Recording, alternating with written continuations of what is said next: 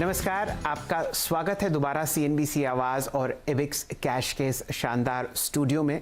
हम लोग एक बहुत ही बढ़िया पोर्टफोलियो बनाते हुए दिख रहे हैं म्यूचुअल फंड स्कीम्स का, जो आपको इस डोमेस्टिक बाज़ार की शानदार मोमेंटम और ग्लोबल बाज़ारों की डिवर्सिफिकेशन करता हुआ दिखेगा। अजीज़ साहब, स्वागत है आपका दोबारा।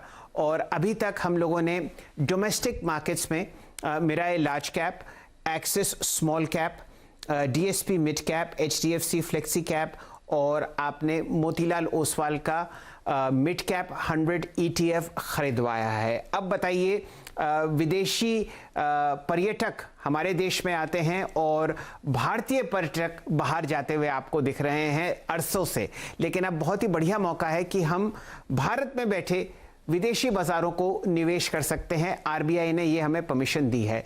कौन से एक या दो ऐसे फंड्स हैं जो आप इस शानदार तुनीर में ऐड करना चाहेंगे और बढ़िया तेजी वहां पर हम पकड़ते हुए दिखेंगे? विदेश में क्या पसंद आता है आपको? शैल जी, दो फंड्स मैं मेंशन करूंगा विदेश के लिए, और स्पेशली विदेशी इन्वेस्टमेंट्स जरूरी होते हैं। काफी सारे लक्ष्य डॉलर में भी आते हैं। वर्ल्ड ट्रैवल हो गया, बच्चों की पढ़ाई अगर से बाहर होनी हो तो इसीलिए इट्स एन इंपॉर्टेंट कंपोनेंट। उसमें दो स्कीम्स बताऊंगा। एक थोड़ी कॉन्ट्रेरियन स्कीम है, जो निप्पॉन इंडिया हैंगसेन का जो ETF है, वो छोटा सा स्कीम है, बट आई थिंक क्योंकि वो ETF को ट्रैक करता है हैंगसेन के, which is a very large market, वो एक कॉन्ट्रेरियन बेट होगा। उसकी पास्ट परफॉर्मेंस इतनी अच्छी नहीं होगी, फ्यूचर प्रोस्पेक्ट उसके बहुत ब्राइट हैं मेरे हिसाब से। सो उसमें 10% पैसा जरूर लगा सकता है एक निवेशक। रहा पैसा बाकी जो बचा है 15%, वो ग्लोबल डिवर्सिफिकेशन की जो प्रिंसिपल्स है उसके हिसाब से HDFC जो हमारा one of the largest asset management company है, उसने पहली बार इंडिया में MSCI डेवलप्ड वर्ल्ड इंडेक्स को ट्रैक करने का एक इंडेक्स फंड बनाया है। उसको developed world developed index fund कहते हैं, जो NFO पीरियड में है हम। उसमें बहुत ज्यादा स्टॉक्स हैं, 1500 स्टॉक हैं, 14 डिफरेंट करेंसीज हैं, 40 और डिफरेंट ज्योग्राफीज हैं, तो वेरी वेल डिवर्सिफाइड। दुनिया बहुत बड़ी चीज है, इंडिया एक कंट्री है, तो पूरी वर्ल्ड में अगर पैसे फैलाने हैं तो डिवर्सिफिकेशन इससे ज्यादा बेहतरीन, लो कॉस्ट, टोटल कॉस्ट 1% ही हो सकता है। उसके आधार पे this becomes a recommended scheme from global diversification. Aziz साहब, अगर आप मुझे इजाजत दें तो मैं इस फंड पर आपसे एक सवाल पूछना चाहता हूं। HDFC डेवलप्ड इंडेक्स फंड, इतनी करेंसीज, 1500 स्टॉक्स और इतनी ज़्यादा डिवर्स ज्योग्राफीज, यानी कि समझिए कि 14 देशों में आपको ये पैसा निवेशित होता हुआ दिखेगा। क्या पॉसिबल है कि फंड मैनेजर इतनी सारी चीज़ें ट्रैक कर ले और इंडेक्स बीटिंग रिटर्न या भारतीय अर्थव्यवस्था से अच्छा रिटर्न निकाल पाए? चलिए, जो चीजें हैं तो इस पे फंड मैनेजर को अपना जजमेंट अप्लाई करने की जरूरत नहीं जी। तो MSCI का जो मॉर्गन स्टैनली का वर्ल्ड इंडेक्स है उसको ट्रैक करती है जी। That's what. तो इसमें मुझे फंड मैनेजर की रिस्क नहीं होती। एक रिस्क होती है कि इंडेक्स को ठीक से ट्रैक कर पाएंगे कि नहीं। In the current world of digitization investments करना इतना कठिन नहीं है फंड मैनेजर के लिए, लॉजिस्टिक, तो इसलिए मुझे उसकी चिंता नहीं। दूसरा, क्या इसमें भारी भरकम रिटर्न की उम्मीद कर सकता हूं? मेरे हिसाब से आंसर इज नो। ये आपका एक प्लान बी है। प्लान ए तो इंडिया की ग्रोथ स्टोरी है, प्लान ए है, और जिंदगी में काफी चीजें सरप्राइज आती हैं, तो ये आपको हमेशा पोर्टफोलियो में एक प्लान बी रखना पड़ता है। ये बताइए, हैंगसेंग ETF निपन इंडिया का और HDFC developed fund, obviously HDFC AMC का, इसमें कितने प्रतिशत पैसे लगाने हैं? डिपेंडिंग ऑन इंडिविजुअल, मैक्सिमम 20% या 25% जा सकते हैं जो बचे कुछ पैसे हैं। अगर आप का ग्लोबल नीड कम है तो इसको 15% करके बाकी स्कीम्स में जो 10% रह गया है वो अलोकेट कर सकते हैं। So maximum 25%, minimum 15% between these two schemes.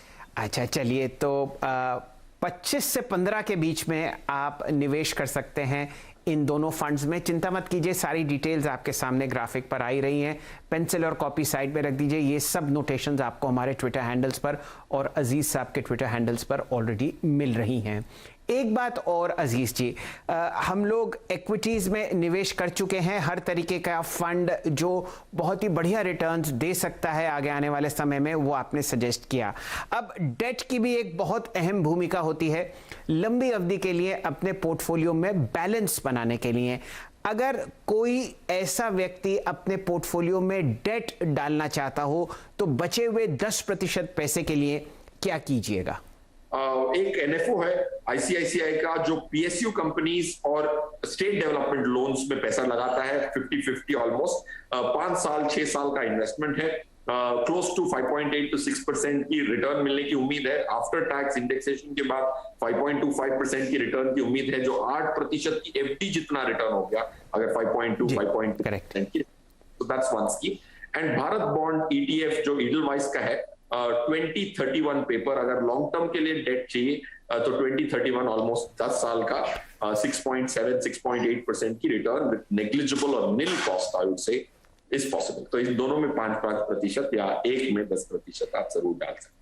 क्या बात है अजीज साहब, आपने सिर्फ 20 मिनट में एक ग्लोबल फंड और पोर्टफोलियो बना के दिया जिसमें बहुत बढ़िया तरीके से ग्लोबल डाइवर्सिफिकेशन है, भारतीय अर्थव्यवस्था और भारतीय तेजी की एक बहुत ज़बरदस्त मिश्रण आपके सामने पेश है।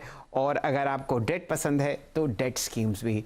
जितना आभार आपका प्रकट करें अजीज साहब वो कम है, आपने इतना कीमती समय निकाला और इस शानदार मोमेंटम को ट्रैक करने के लिए 6 इतने बढ़िया अस्त्र दिए। आपका बहुत बहुत शुक्रिया हमारे साथ जुड़ने के लिए, धन्यवाद। चलिए, ये आपके सामने पोर्टफोलियो है, डिटेल्स सब हमारे ट्विटर हैंडल्स पर हैं। फायदेमंद फंड से जुड़े रहिए, ना सिर्फ लंबी अवधि में लेकिन छोटी अवधि में भी शानदार रिटर्न्स आप इन स्कीम्स में करते हुए देख सकते हैं। लेकिन ध्यान दीजिए, एसआईपी कीजिए और एसआईपी कभी भी मत रोकिए। हमारे साथ जुड़ने के लिए आपका बहुत बहुत आभार, धन्यवाद।